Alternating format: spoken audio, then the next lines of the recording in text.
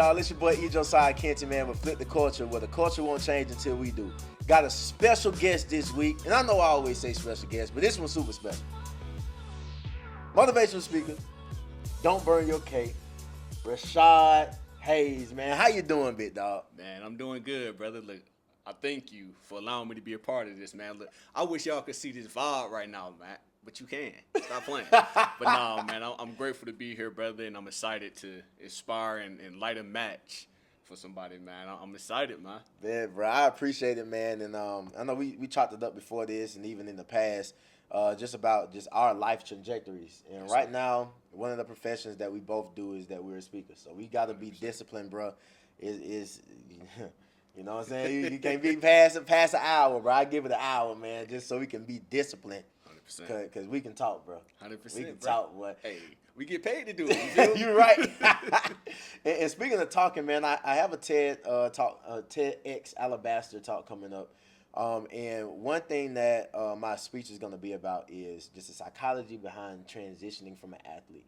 And a little bit about just knowing you and what's been just easily accessible on social media. I see that your career was cut short by an event that happened. Can you go a little bit into detail about your experience as an athlete and what that transition looked like for you? Man, I think first thing first, when you say athlete, I want y'all to think about a warrior. Because when I was playing sports, it was to make it out.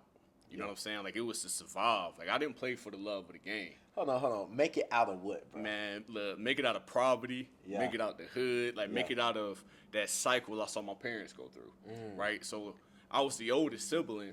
Mom and dad separated when I was young. I got 9 siblings. We don't have the same mom and dad. We either had the same mom or we had the same dad. Yeah. Dad was in Florida, mom in Alabama. We, like I said, we in the poverty-stricken area. I'm the oldest. So as the oldest, I had to watch the kids. I had to make sure we had food to eat. I had so many other responsibilities. And I'm going to be real, I got tired of it. Yeah. And so I said, man, when I get older, this is what I'm going to do.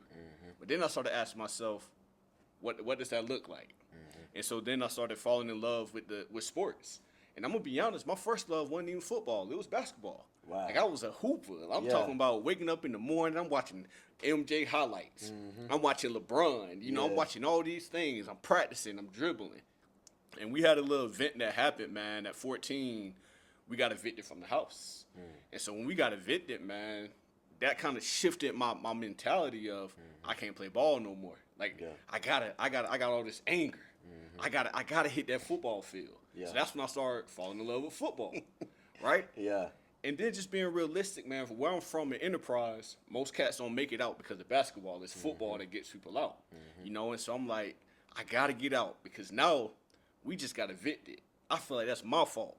I got to go back to save my siblings. So why, like, did you put that pressure on yourself or did I your put it on family me, put? man. Why? I put it on me because it's like I saw my mom working 2 jobs. I saw her doing her best to provide. Yeah. And even though I'm only 14 years old, I'm like, man, I got to do something.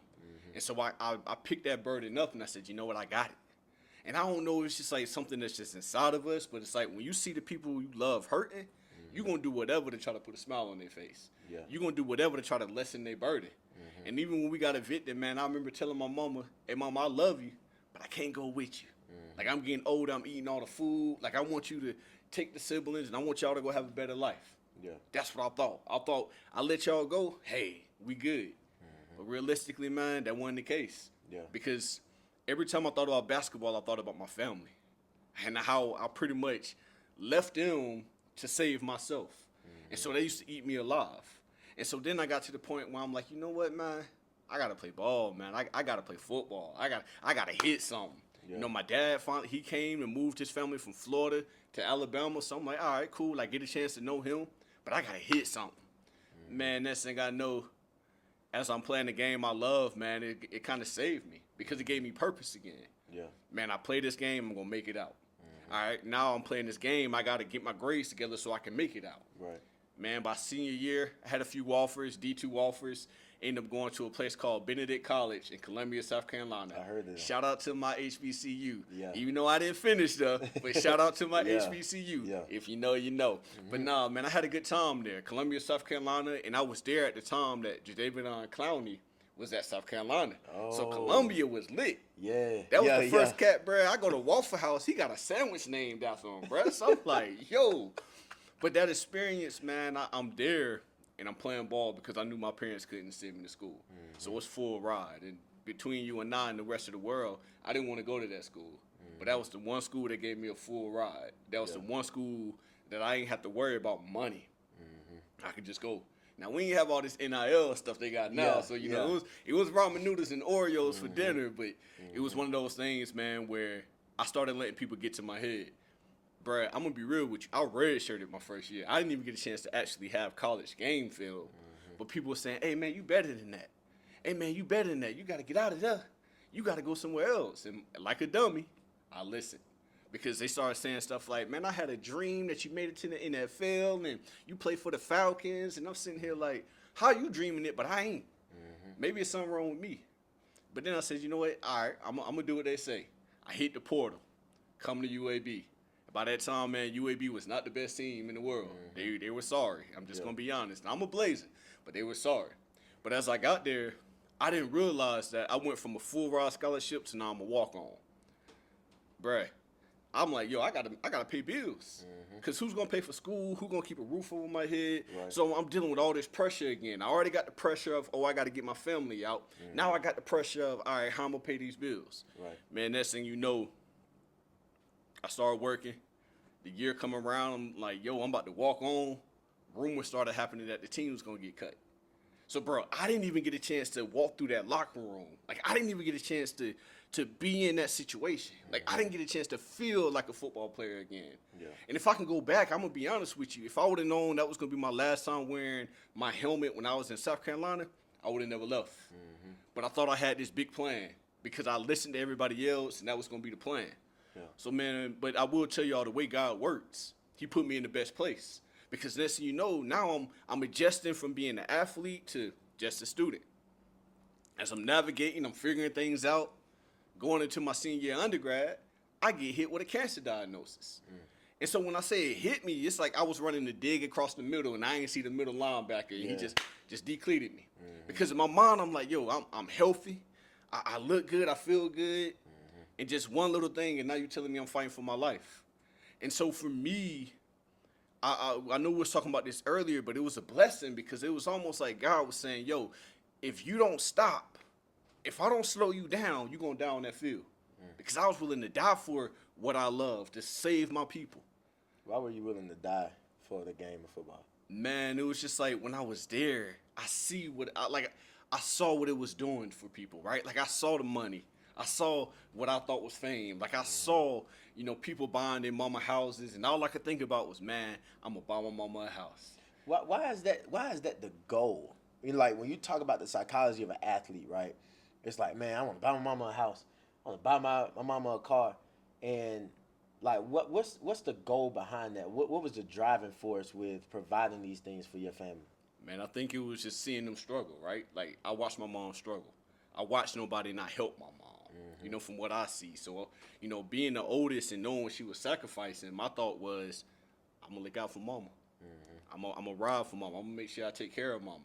Yeah. And I'm going to tell you, it was one of those things where I think as athletes, we put this pressure on ourselves. We unwillingly say, you know what? Hey, I don't want to do it, but I'm going to do it anyway. I'm going to make sure I get to this point. But realistically, we don't do nothing but hurt ourselves, right? Because we're carrying all that weight. And it wasn't until, man, I never forget it. I remember talking to my mom, and I said, Mom, I love you, right? And she was like, yeah, I know you do, son. I said, Mom, I got to do this for me now. Like, I had football. I was playing sports for you. But, Mom, I got to do this for me now. And for that, man, I think that was probably the hardest things I ever had to do because now I'm shifting. I went from all my life, man, I'm doing this for mama.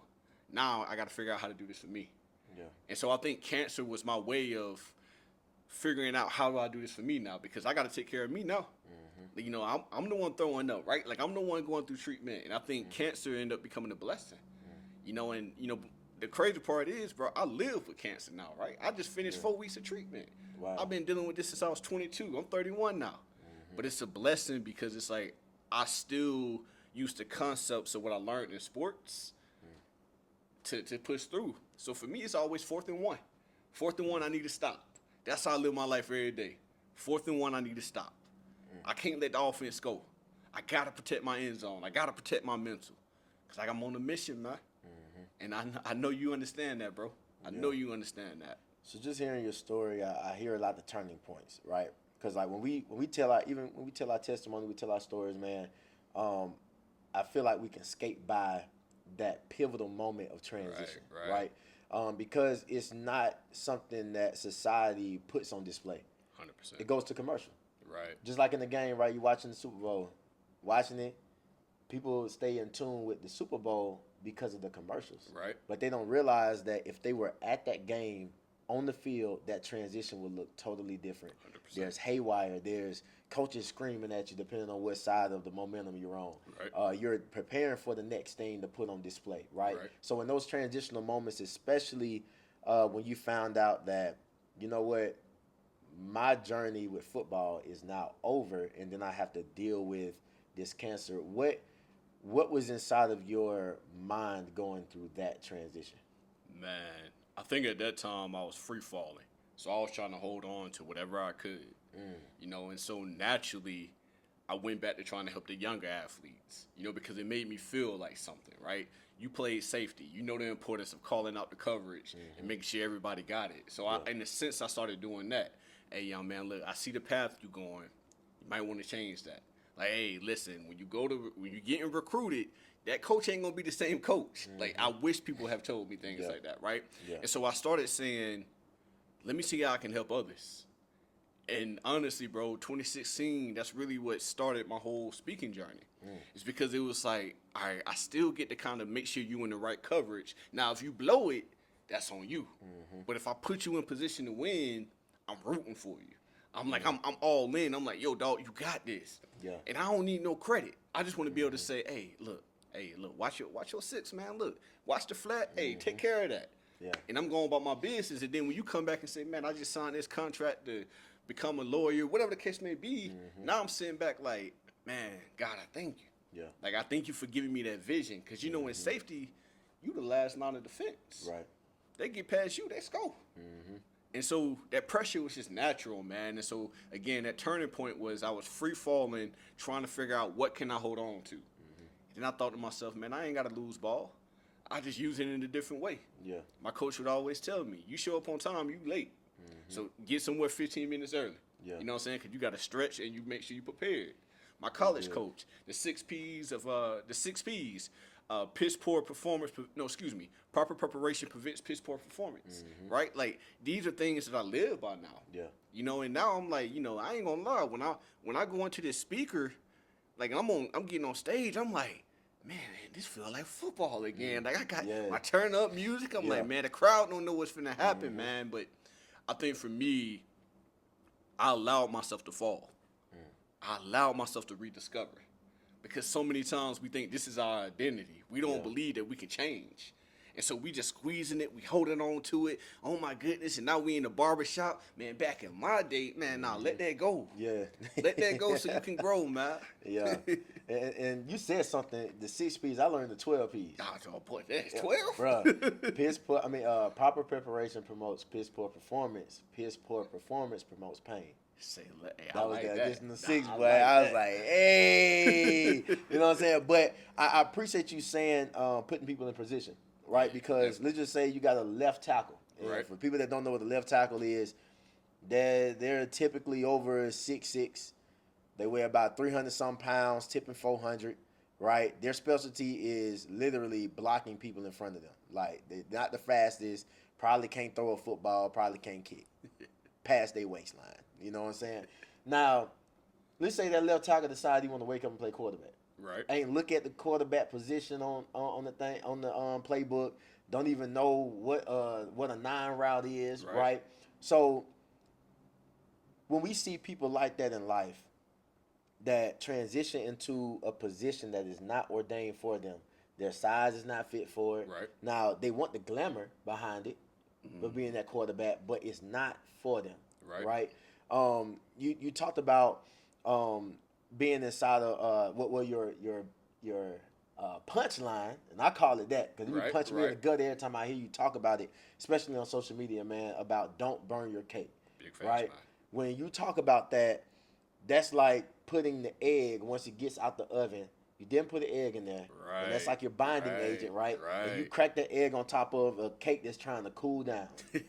You see what I'm saying? Out of position. Right, Not meaning right. that the egg is bad, but it's bad for that positioning, and now you can't eat the cake, right? 100%. So go into a little bit of about where that phrase came from and how are you impacting the next generation now.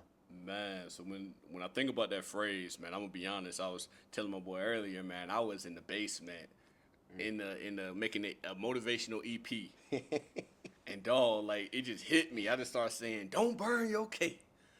And I grew up watching my grandma bake cakes, right? Like that's where the love came from. And I would watch grandma take all these ingredients, and she would go through this process, and I would always wonder, why is she doing it this way? And so it lets me know like there's a way we gotta structure our lives. Like we gotta take the time to say, you know what? Yeah, I got some eggs right now, but how am I gonna use it? Yeah. Or yeah, I got some bitter ingredients. How am I gonna use it? Because most of the times when we go through pain, we try to put it up and hide it. And God is like, yo, if you learn to use that pain, I can turn it into purpose. Yeah. And so don't burn your cake is really all about restless, what am I trying to say? Resilience. Resilience, yeah. Yeah, restless resilience. It's like, are you gonna keep going when things ain't working in your favor? Like, are you gonna keep going when you don't have, that paper plate and you got to put a slice of cake on a paper towel? Yeah. Are you gonna keep going? And so that phrase is really used to remind people, yo, you gotta keep going.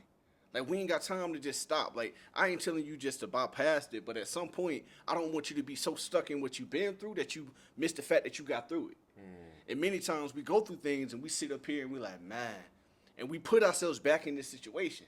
Like, man, I was watching this video and the cat was talking about when you go back to the past, you're operating out of anger and regret.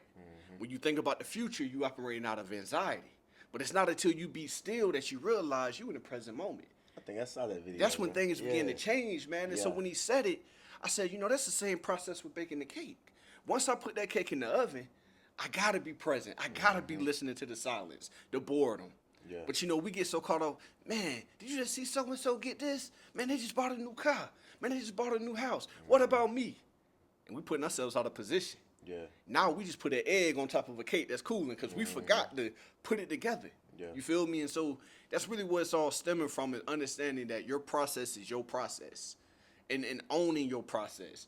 I like cheesecake. You might like pound cake. That's two different ingredients. Yeah. You feel me? So it's like owning your process and being who you are 100% and understanding that if that's the only cake you got, make that the best cake you got, man. Like make people know you for, oh man, yeah, when Shad come around, yeah, then he gonna bring some energy. Yeah. He gonna bring some impactfulness.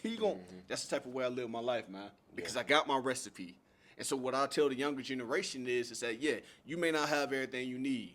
Yeah, it may be times you walk in the house and your light's off. It may be times that you ain't got no food in the refrigerator. It may be times that your friends got the new J's and you ain't got nothing. But wait until it's your turn. Wait until it's your turn to get those things, because it's gonna happen. Because most people think, man, I gotta go in the streets now. I gotta get these materials. And so the young generation, if you hearing me, it's gonna come. Because I promise you this, if you lock in now, when you get older, hey, there's nothing that's gonna knock you off your rocker. Like, cause you seen it all. You know what a post dig look like, right? Like like you expose yourself to these situations. So think of it as a blessing, man. Because cinnamon by itself is bitter. But it's not until we add those sweet ingredients that we make it better. And that's really what I'm telling people when I break down the whole cake process. Because at the end of the day, bro, it's on us. It's on us, man. That's good, man, and I can tell that you support, individuals that deal with burnout, deal with sustainable strength to endure different things, right? And especially with your background with social work. Yeah. And are you pursuing a doctorate, or did you obtain it already? Man, I'm pursuing it. Pursuing it. Okay, yeah. so even in pursuit of your doctorate, right, you have to think about structures and habits for when these life experiences do come up, you Right. transition successfully. So take us a little bit into your life. Like, what type of habits and structure do you have that True. keeps you afloat? Man, I'm gonna tell y'all, it's a work in progress, right? Like being able to pivot and say, hey, this ain't working no more. And I think that's the biggest thing I do for my life is allowing myself to adjust. You know, when I went through chemotherapy, my memory was affected. And so now, in order to adjust, I utilize my notes in my phone, or I post different reminders, and I'm telling myself, hey, remember to do this. And when I remember, I reward myself and say, hey, good job, Shad, you made it through. Right? Like, hey, good job. Like, I allow myself to adjust, and I think that's really the key thing to habits. Because it's going to be times, man, like I may deal with bone pain, so I can't run full speed. So it's listening to your body, man, and it's listening to, most importantly, I always tell people to listen to your heart rather than your head. Because your head going to always tell you, hey, man, go sit down, bro. Go eat that Twinkie. Go play 2K. Go play whatever. But your heart going to say, man, you know what's right. Yeah. You know, protect me. And so that's really what I'm telling people in my structure is I protect my heart first. Because my heart never failed me. Yeah. You know what I'm saying? It's when I wasn't listening to my heart where I got failed. Because I assumed I had to carry that weight for my mom. I assumed I had to carry that weight for all my friends. But when I put my heart in it, I'm like, you know what? Nah. Because if they love me as much as I love them, they ain't going to let me carry it. They going to rock with me. So, like, man, I see athletes, man, especially the young men, bro, when you talk about, you know, the anger that you have, and I had it. Right. It made me a great tackler. Right. One of the best tacklers on the team, hardest hitters on the team, right? And people, it was glorified, right? But nobody after the game would ask me, am I okay? 100%, Like, bro. what was behind that hit, bro? 100%, bro. You know what I'm saying? That hit you made on, bro. Like, I know he felt God. Like, bro, I used to say stuff like this, bro. I used to pray before games, bro. Like, and you can ask my teammates, bro. I used to pray before games, bro. And I'd be like, God, I hope that you would be with me on this field. And when I hit them, they get a glimpse of what your glory feels like. Hey, man, I don't think I would Bro, have I wouldn't win across the middle on you, Bro, boy. like I'm like, yes, bro. I want you to feel God when you hit for me, real, bro. bro. It's like, bro, this man is something is not of this earth, bro. Like, you know what I'm saying? That's how I real, wanted to bro. do, because I'm like, bro, God, because I always had a relationship with God. Right. Now it was always rocky. You Right, know what I'm saying? But right, I always right. knew I need to turn to Him. So if I was looking for strength, I'm like, God, I can give a darn about the win or loss. For real, bro. I just want to exude enough emotion on this field to where I don't got to slap somebody off this field. Because if I do, I'm going to go to jail and I'm going to blow up for my whole family, right? So it's like when you think about, you said your heart and you're having to deal with the emotions, but you can't show it unless it's on the football field. Were there situations off the field where those emotions could not be obtained? And you was like, whoa, like, I'm about to blow it. Man, I'm not going to lie to you, bro. I think for me, all my siblings was like another reason why I knew I couldn't blow it, right? But when I was in college by myself, man, and I got that diagnosis, I'm going through chemotherapy, it hit me harder than anything I ever been hit before. And I never forget this, bro. I remember walking by the mirror. I'm bald. At that time, I went from like 205 to 175. I ain't got no eyebrows. And I'm like, man, maybe this is it. God, I'm coming to meet you. You know what I mean? And I didn't have no control over that, right? It was literally, I'm telling myself, man, you ain't the same cat. Who this cat is right here? Go ahead and write this letter and off yourself. And I'm not gonna lie, bro. I'm literally writing. And then it's like, man, God spoke to me like, man, nah, tell your story. Because you said it, man. Like, we don't show these emotions as men. And so when I said, you know what, it's power in my vulnerability. Let me open my mouth. Let me tell people, hey, man, look, this is what I'm going through. Yeah. But this is how I got through it. Because most people think of sympathy. Oh, I feel so sorry for you, man. I'm all about empathy, man. I'm going to jump in that hole with you and be like, all right, look, this is how I got out. Whenever you ready, I'll be standing there. I'm going to meet you. I'm going to meet you outside that hole. Yeah. But you got to put in the work. And so for me, man, that's what it was all about, man. Like, I never forget that, dog. Like, I'm still in school, and I think the thing that hurt the most was nobody knew I was going through it. Because they got so used to seeing, oh, man, he's strong. He an athlete. He good. And I think if somebody would have asked me, hey, you all right? And actually meant it, instead of just, hey, you good? Like, actually, like, dig deep and say, yeah, you good. Because I think for us, athletes in general, we want somebody to say, and question, if we say we good, all right, what you mean by that? Tell me a little bit more. Because what I learned is I didn't know how to express. Yeah. Now that dealing with this cancer stuff, man, let my toe be hurting. Oh, baby, my foot. You know what I'm saying? Yeah. I know how to express that pain because I allow myself to feel it. You know with dealing with kids, Right? I know exactly how to get them to express. You literally just show them concern. Simple. People know how to express themselves Simple. because we express ourselves through our emotions. We express ourselves through our actions. Right. We're just a walking expression, bro. Right. If you can think of an exclamation point, bro, we're exclaiming what we feel on the inside. 100%. No matter how well you feel like you can express it. Right. Right. So when you talk about expressing your story in your life through a verbal way, right?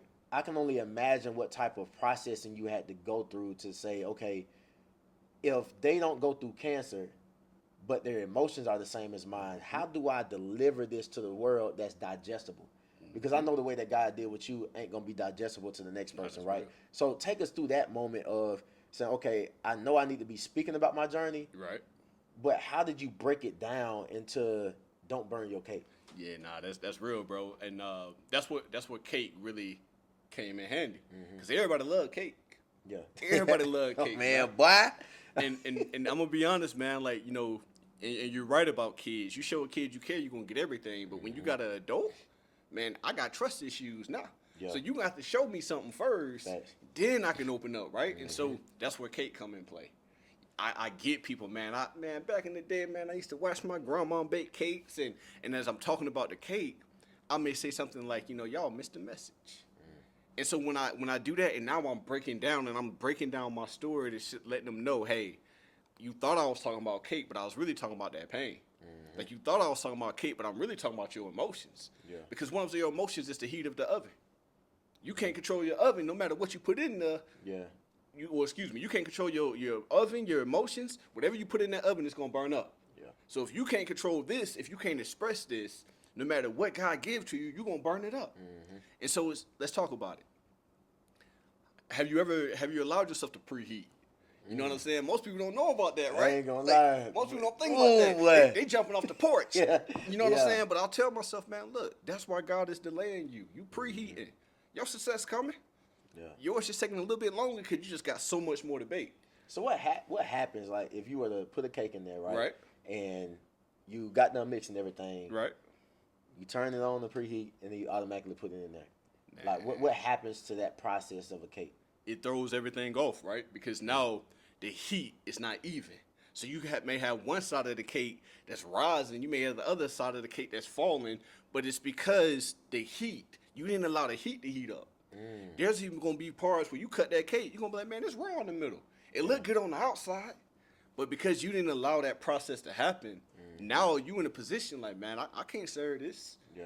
And so I think it's just taking that extra step to say, you know what, let me let it preheat. Because what I always tell people, you can't bake a cake in a cold oven. Yeah. Try it. Don't believe me, try it. And you're just going to be sitting there wondering why you don't smell nothing. And so until we acknowledge our emotions, until we acknowledge our pain, we just sitting there, wonder why things ain't working. And so, man, that's what I tell people, man. That's why I love to talk about cake, bro. I can talk about cake all day. And it doesn't matter who my audience is because, again, we all like cake. Yeah. And even though you can see others that look like they like cake, but, you know, that's a whole nother story. Like, you can sit up here and say, you know what? As I'm thinking about this process, man, I'm thankful that that job I wanted didn't work out. Like, I'm thankful, you know, that career path I thought I was going and I took anatomy because I thought I was going to be, I ain't going to lie to you, bro. I thought I was going to be a physical trainer. Yeah. Man, I got the UAB, took anatomy. Over with.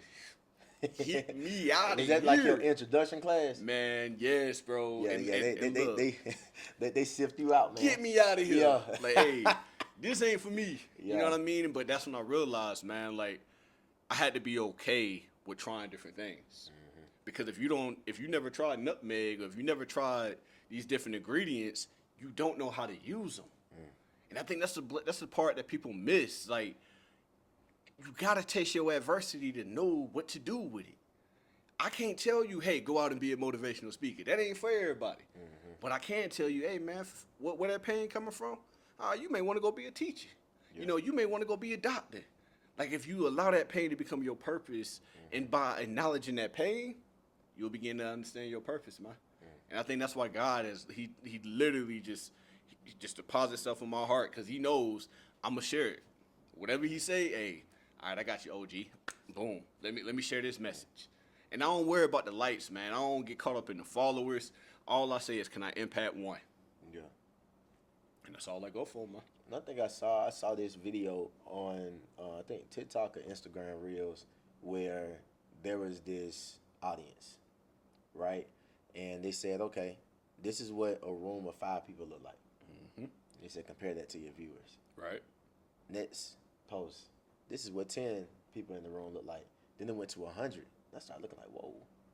Like, and I started going back to my videos that got 100 views. And I was like, whoa, like, what if, 5 of them might be rewatches. Right, You know what I'm saying? But that still leaves over 90 people. 100%. Okay, so when it's like, okay, I'm looking at this, and then it goes to 1,000 views. Mm-hmm. What does that room look like?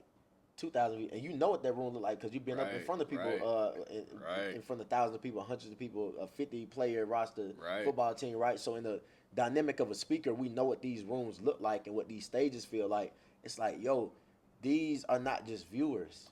100%. These are souls, 100%. right? And it's like, what does that video do to these souls when they click on it, right? Right. So tell us a little bit about that, like with your journey, because I know that you've shared stages with some prominent speakers, man, and even your heart posture with the things I know, right? It's not like, hey, man, like, let me get on stage with you and everything. Like, when you enter into a space like that, transitioning from an athlete, and you know these people have been doing it a while, people that you look up to, how do you approach those type of people? Man, I think that's a great question, man. I remember my freshman year of college, there was a All-American safety in front of me. Mm-hmm. He didn't become All-American just because it was a title, right? Like, he put in the work to get that. And so although I knew my talent skill, I knew it would be smart of me to get to know, hey, what you doing consistently, bro? Mm-hmm. Because what I did in high school wasn't going to work in college. Because everybody bigger, faster, stronger. And so what I tell people, man, even when I'm on stage with, cats like Inky, man, it was Inky always says, Inky Johnson. Yeah. Inky Johnson, bro. Inky Dang, Johnson, bro. I ain't going to lie, man. Meeting him, man, I'm gonna break it up real quick. Look, meeting him was a God thing, man. Because I had a principal that gave me my first opportunity to speak in 2016. He ended up getting diagnosed with cancer a few years later. I ended up becoming his mentor. He ended up passing, bro. And when he passed, the first thing he said was, "Hey, Shad, I got you as one of my top speakers. It's you, then it's Inky Johnson." And so I tell him, "Hey, I know you only saying that because you know me." And he was like, "Nah, man, I believe it." So I tell him, "Hey, I'm gonna meet Inky one day, and I'm gonna tell Inky face to face, this is why we met."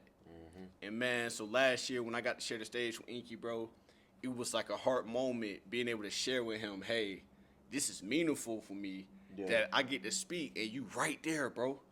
Because I think it really put the icing on the cake for me because that man believed in me so much to tell me that I was in his top 2. And so I don't see being on stage with other speakers as a competition. I see it as a blessing. Right? Because let's say, you great at what you do, right? And now I get to follow up after you. Well, I get to go before you and set the tone, man. We changing lives together. But most people think it's me. But I think I'll tell any athlete, that's where you got to keep that team mentality, man. Because if you got the right teammate, everybody going to eat. The D-line do their job, you bound to get an interception. They put the pressure on the quarterback, little duck going in the air, give me that. And so that's why I tell people, man, like, the stages I've been able to meet or be on, the people I've been able to meet, like, it's just all God's plan, man. It just lets me know I was more than an athlete. But the concepts of being an athlete is what allows me to sustain what I'm doing because I know I got to keep working. I can't just take a break. I can't think, oh, man, I made it now. I spoke with, Inky, right? I met Eric Thomas, right? Like, I gotta keep going. Same thing in sports, man. There's somebody that's always trying to get to where you are. And I always say what I like to do, I'm going to help you get up. I want you to get there with me, right? Because we know iron sharpen iron. So if you pushing me to be better, I'm only going to get better. Because there's people that they hear, oh, you a speaker? I could never. They'll rather die than speak, bro. And you and I like, man, bro, give me that mic. Let me show you what we do. But that's just a fear of people, man. So it's like there's really no such thing as competition, man. It's about understanding who is on your team because we all competing for the same thing, to save souls, man. To get people out of that trial and tribulation and say, you know what, I got you, man. I got you. Yeah, and I'm glad you said that too, man, because there's one thing I disagree with you on, bro. Talk to me. If there's a mic right there, bro, I'm not finna be the first one to. God gonna have to tell me like, hey, this is your mic. This is your moment to impact. Right. Like anytime I open up my mouth, bro, it's because of obedience from God. True. Because I ain't wake up out the womb saying I want to be a speaker, bro. Right. Like I don't like speaking, bro. Right. Like I'm gonna be all the way real, but I know that it's in moments where I know my mouth is shut, that there's opportunities that God can actually move in somebody else's life. Facts, bro. And I know that it's become a gifting of mine. Right. But I had to work at it, bro. Just like with football, man. Like I was speaking with a strong accent, still have it. Right. Didn't know how to articulate most of my words. And sometimes, bro, I don't believe in the concept of code switching, but I do believe in the concept of, hey man, if you can control it, bro, make sure they understand what you're talking about. Facts, especially in different spaces, right? Big facts. That's a next level of actually just intelligence.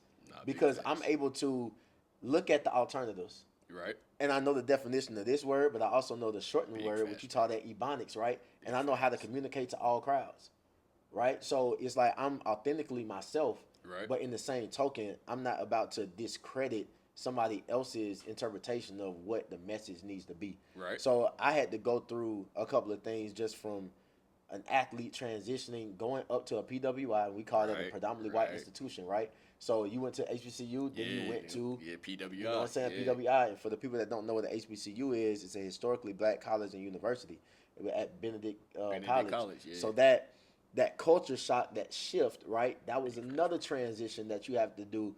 Because as an athlete, you just don't play sports. Right. You're going to class.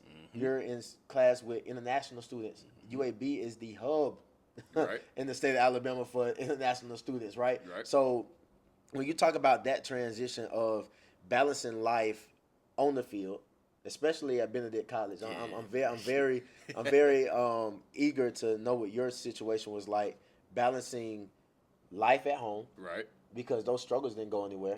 So I know that you were getting these phone calls, right, about things going on. Then you got your social life. You got your academic prowess, right? And then other organizations you might have been a part of. Then you also have football.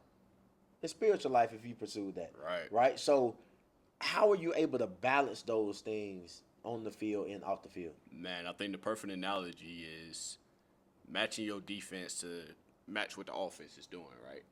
Like if the offense is in goal line, you're not going to be in prevent defense. So what's prevent defense? So prevent, man, you typically you may have 3 safeties or a corner or somebody playing deep. The goal is not to get beat over the top. Typically when the team is about to throw a Hail Mary, you're trying to protect that end zone. And I ain't gonna lie, a couple of times we got scolded on prevent. So that's a whole nother story. But you're trying to protect the end zone, and they got to throw the ball. When you're in prevent defense, bro, they're not finna run the ball. They either down by 7 or they need a touchdown and they're trying to win the game. And so prevent is just a coverage where you're telling your secondary back up. You know, your linebackers back up. You may even rush, 3 linemen, just because you want more people to cover up those spaces, man. And so to translate that to life, I had to learn how to read the coverage, right? I had to learn how to read the classroom. And if we being honest, man, just, being who we are, we're big, right? I didn't have as many tattoos, but I know people were afraid when I walked in the room. So I had to have a smile. I had to learn how to show teeth and say, it wasn't me being fake. It was me adjusting to the coverage. Because I didn't want to get disqualified without even having a chance to compete. That's good, bro. You know what I'm saying? And so same thing with my academics. I had to show, that I was a smart kid. And I was so smooth with it, bro. Like, oh, man, I don't know that answer. Then, hey, Shad, what you make? Oh, I made an A. Oh, man, you do know that stuff. Like, I learned how to allow other people to shine out loud so then I could sit back and just say, you know what, cool. Now, when we talk about that transition from HBCU life to PWI, and don't get me wrong, man, I love my HBCU. But I think the thing that I learned is I learned more about life at my HBCU. Because we had a curfew as freshmen. We couldn't have a microwave in them rooms, right? Cafeteria closed at 6. So it made me, hey, I got to figure this out. You know what I'm saying? Mama and pops, man, they may be sending $20, for the month. How do I make this stretch? All right, you ain't getting no refund check. I mean, I hate to say this, but you won't get that till maybe October. Man, I got the UAB. About the second day of class, I got a refund check. I said, I'm about to go buy that PlayStation. You feel me? But I lost my training. And it wasn't until I had to remind myself, man, bro, you know how to work with stuff when it's the bare minimum. So when you at this PWI, when you see people struggling, you can't get caught up in that social life aspect because you know you on a mission. You got to go work. And so I always used to tell myself, yeah, I can't party now, but I promise you this. I'm going to be the one owning the club, right? I'm going to walk in and be like, yeah, this is my establishment. You feel me? Like I would tell myself these things because I wanted to make it worth it. So like even now, man, like when my wife and I, we go out to dinner, I'm telling her, get whatever you want. Like I'm not going out to dinner to eat no chicken fingers. I'm like, yo, if the steak is $100, let me get that because I prepared for it, right? Like I ain't just going out there with no game plan. And I think that's the thing that most people forget about is that as an athlete, we used to watch film. We used to scout our opponents, right? And now that, with your life, you can't scout everything, but for the most part, hey, what's my plan? What am I going to do if I see this come up? How am I going to keep my grades up? How am I going to make sure I stay at the top of my game in sports? And so it was really all about having that mindset of knowing when to adjust, when to make that audible. All right, look, man, I need to do a better job at communicating. I need to slow down when I talk. I need to having these conversations in my head and like, hey, Shad, don't let your passion get you out of position. And I know Dion say stuff like, don't allow my confidence to, pretty much insinuate that I'm arrogant, right? And I get that, but what I also tell people is people gonna judge you regardless. But you gotta understand how to adjust to their judgment based off of experiences that they had with somebody else. It's easy to put everybody else in the box. If you get robbed and you see somebody with a mask on, naturally you dealing with something that's gonna trigger you and say, man, last time I saw a person with a mask on, they robbed me. So now you're gonna act a little different. So maybe if you got that mask on, maybe I gotta take it off a little bit, right? Maybe I gotta adjust and show them, hey, I ain't trying to hurt you. So I think it's a two-edged sword, right? Like we gotta be understanding why most people have their perspective because of what life has happened to them. But then it's also like, you know what? I can still be me, but I'm also smart enough to protect. If I'm on offense, I'm protecting my quarterback, right? I'm trying to score. And I ain't trying to get no offside, so I'm not trying to penalize myself. And so it's all about really just knowing, do I know my playbook enough? Am I reading? Am I reading my word? Am I writing my journal? Do I know my emotions? Like, bro, you know how it feels to get in the elevator and people get to clenching their purse? And I'm sitting here like, man, y'all don't even know that I'll be the one to give you the shirt off my back. But I can't react to that. All the times I may want to crash out, I can't. Because if I crash out, I'm putting myself out of the game. And insurance ain't gonna work in my favor. They ain't gonna be like totaled, you get a check. You ain't gonna really get a second chance. Like all these, like I see athletes, bro, like, the latest one I seen, the cat that played for the Browns, hit the news for, they talking about domestic violence. And I'm like, man, how did you put yourself in that situation? You know what I'm saying? Granted, I know people are devious and people may have their own motives of, oh, I'm about to get this so I can get this money, or, I ain't accusing nobody of nothing, but it's just like, how do you not think about that? You know what I'm saying? I think at some point, man, if what I'm saying with this is, as athletes, you're not invincible, man. For most people, you're entertainment. They don't care about what you've been through. And if they do, they want to capitalize on it. Oh, yeah, single household. And look at them, first round draft pick. And pay attention to the draft, man. It shows it all the time. But what I tell people is, who are you? At the core of this, who are you? Who do you show up as? So that means you got to get in your playbook and understand who you are. First thing in CAKE, man, it's a methodology I teach. It's continue to learn. Every day is an opportunity to learn something new about yourself. Like, even talking with you, bro, you bringing back memories that I thought I suppressed. Now realizing, dang, I feel good to talk about it. You feel me? So that's what I would tell people, man, is learn how to adjust. Because you can't just play in the 3-4 at all times. You got to adjust to the new offense. Because if not, guess what? That's 6 on your head. Game over. And you said something profound about just knowing your playbook. Man. Everybody has a different role inside the playbook as well. Bro. And I feel like, especially, ooh, this is good. All right, so with how I'm looking at a playbook, each playbook has its own culture. Right. Right. Okay, has its own culture, and depending on who the coach is, it flips, it transitions. Right, teams have different swags. Right, and the culture that is built based upon that playbook is predicated on what these coaches need to fulfill that playbook. So 100%. if playbook is, on defense, I can only speak on defense, right?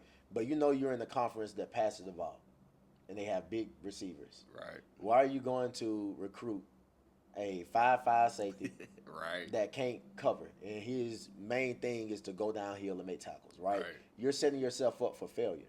So the culture is I have to go out and recruit people that I know would fit the culture of not only my playbook, but the culture of the surrounding areas. Bro. Like there's teams up north that they would probably never go down to Florida and recruit. Big facts. Why? Because they at the height of their athleticism, they showcase their best ability inside of warmer areas. Big facts. Bro. Right? Now you get those people that, might go to Colorado, Right, you know what I'm saying, right. with Deion Sanders, and Right. he prepares them the right way, you know what I'm saying, or some more formidable coaches like Michigan, right? Ohio State, these northern states, be like, hey, if you're a ball player, we're going to come and find you. Right. But at the core of a coach, he has to consider that to be able to execute it.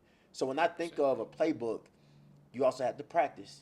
Big facts, bro. So you resort back to your lowest level of training whenever there's a crisis going on. 100%. So like you said, you might see that woman inside the elevator and they touch Right. the purse. Your significant other may yell at you. Right. And your lowest level of training may be to just pop off because you felt threatened. Big facts. Right? Yours might be whenever somebody said something wrong about your folks. And in grade school, you always defended your folks in that way, and your defense mechanism wasn't to go out and excel and protect your family's name that way. Right? It was to use your fist. Right. So if you've been training yourself this way, that's what you're going to present to the world when there's a crisis, when you have to make a split-second decision. So when you were inside of life dealing with split-second decisions, right? Can you think of a moment where you had to make a split-second decision, you didn't know whether or not it was the right or wrong answer, but everything ended up okay? Walk us through that processing. Man, I've been beat up so much by life. I think, man, I got repossessions on cars. Yeah. And I think that was a quick moment, right, where you can't take my car if I give it to you, right? And so what I mean by that is that I knew financially I was probably, like I said, my senior year undergrad, things weren't going the way it was supposed to go. And I had to choose between how am I going to pay these bills and then how I'm going to get to work. Yeah. And most people say, well, why would you get rid of your car? I realized I had two left feet, or excuse me, a left foot and a right foot. So I was like, if I got to walk to work, I'm going to do what I got to do. Yeah. And so I remember calling up the people, and I was like, man, I can't pay this no more. You know, I want to volunteer surrender this car, right? I let the car go. Man, next thing I know, at that time, man, I was dealing with a situation, high school situation, that ended up, thinking I was going to work relationship-wise, and it didn't work out, right? So now, bro, I ain't got no car. We were staying together, bro. Now I ain't got no house. So I'm homeless. Bro, I'm staying right in Homewood, extended stay. I'm sitting at extended stay, bro. And so at that moment, I'm like, yo, how did I get to this point? How did I get to this moment? Yeah. And I want to bring this back when I say for me, while I said it was a blessing to let go of the car, even though I also lost the house after, or lost the townhouse we were sharing, because I was like, yo, I'm gone, right? Now I'm in this hotel, but it was at that moment I realized, no matter what I go through, I'm still here. Like, even though I keep losing stuff, I'm still here. So now it's like I'm to the point where I don't attach emotions to material things. It can be out, hey, all right, God, all right, I lost that. Yeah, I lost it because I ain't pay my bills. Yeah, I understand that. All right, I didn't pay my bills because I was overwhelmed. Okay, cool. Now when I'm dealing with jobs and I'm dealing with stress, how do I process this? I'm processing it better. See, I'm the type of person, bro, when I make a mistake, I ain't finna beat myself up. What do I learn from it? Yeah. And when I adjust and I'm like, all right, God, I'm ready for my next blessing now. Hey, son, look, here's a little 2023. Go ahead, brand new off the lot. Go ahead and get that. But now you know what it is to lose something because you paid attention to that lesson. Yeah. Now you're going forward. And so what I tell you that it worked out is because it taught me anything that you lost can be replaced. I lost football. He replaced it with being a speaker.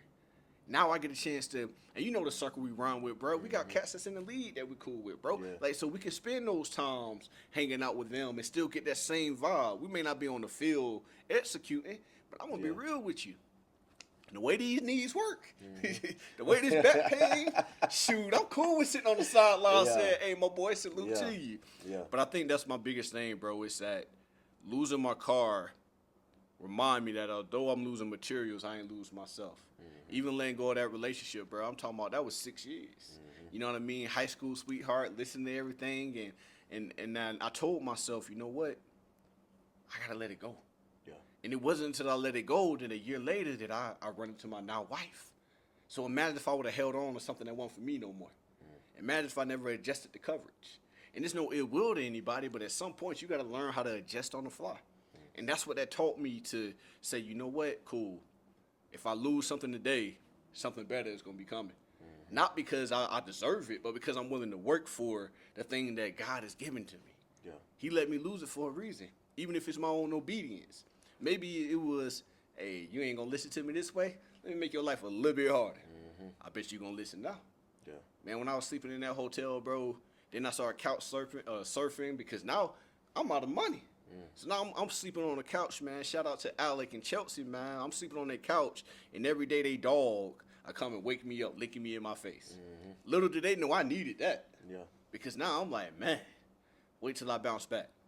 Then I moved out to Moody, met a partner of mine. He was like, hey, bro, you can stay at the house. So I'm staying at his house. I'm like, all right, cool. But then next thing I know, bro, I said, man, I'm going to get my own house. I finally graduated undergrad. My first apartment, bro, I promise you, was probably from this couch to that couch, but it was mine, bro. Yeah. After losing it all, man. And so I tell people, man, if you don't hear nothing else, hear me when I say, the biggest thing you can do for your life is to acknowledge your pain. Adjust to that. We got to start responding out of emotion, because emotion is just going to make more pain. Yeah. We got to respond with logic, man. Sitting back and adjust. All right, cool. I was in cover 3. That didn't work. Let me go to cover 2. Let me get 2 high safeties now. Let me do whatever I got to do to put myself in a position to be great. Because what this thing about cancer, what it taught me, man, life is short. I don't watch people die, bro. And God still got me here. And I'm sitting here like, I don't question nothing, but I'm like, man, that person did everything right. Yeah. And now they gone. Man, let me learn. Let me process what I'm feeling. Yeah. And here we are, bro.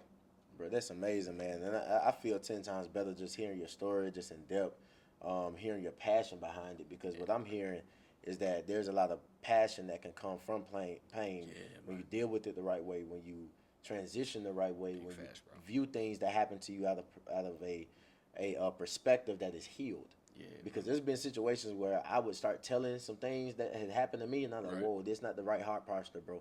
Right. That's not the way that I need to be telling this story to somebody else, because they won't have hope after this conversation. That's real, bro. They'll just have what you have, sympathy, right? Yeah. It doesn't help, it doesn't add, right? I'm trauma dumping on people. Right. And this is how I know.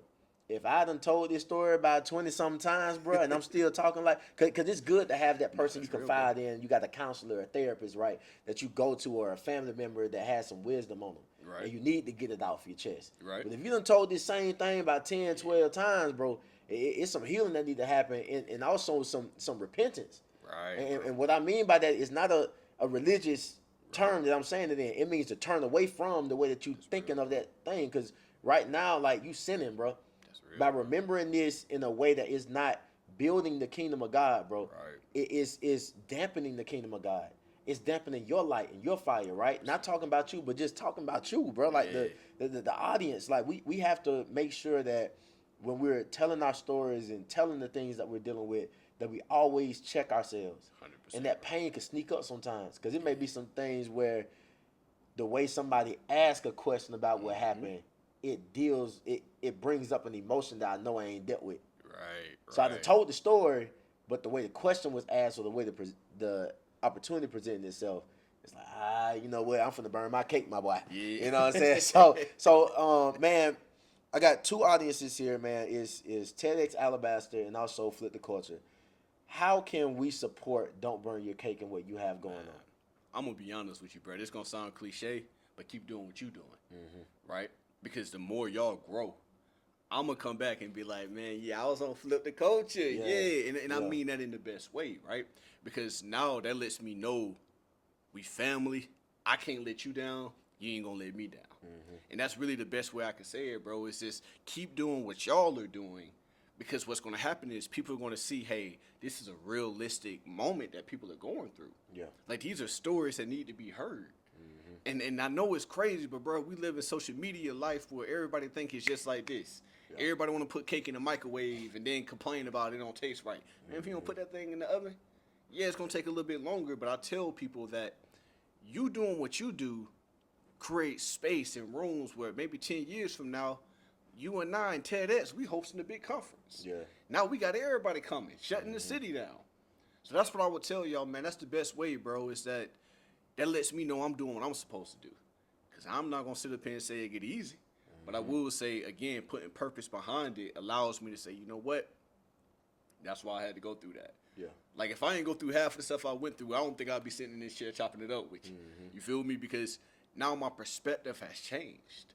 Now it's, okay, even though in my pain, I'm still on top, right? Because one thing I believe is if you don't learn to use that pain going to use you. And when pain is using you, it's trying to break you. It's ugly. It don't care. And so that's the thing I tell you, bro, is that, and like I said, I know it's a cliche thing, but keep doing what y'all doing, bro. Because again, you inspiring somebody that may find a cure for cancer. Yeah.